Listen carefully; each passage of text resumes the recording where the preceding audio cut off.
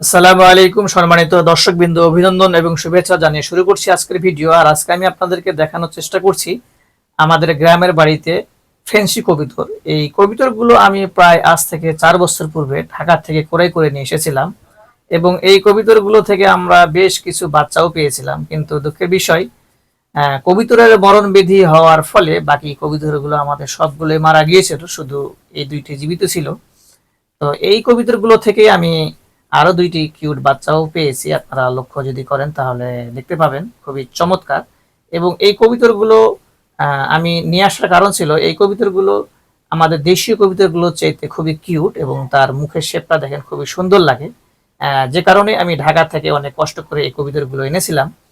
কিন্তু বর্তমানে আমাদের বাসায় যে কবুতরগুলো রয়েছে সেই কবুতরগুলোর সঙ্গে সবসময় এগুলো ছেড়ে পালন করা হয় এবং তাদেরকে খাঁচায় কোনো সময়তে আমরা বন্দি করে রাখি না। আর এই যে সামনে যে কবুতরগুলো আপনারা দেখছেন, এই বাচ্চাগুলো আমাদের দেশীয় বাচ্চা।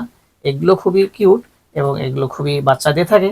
তো বন্ধুরা, ভালো থাকবেন, সুস্থ থাকবেন। আল্লাহ হাফেজ।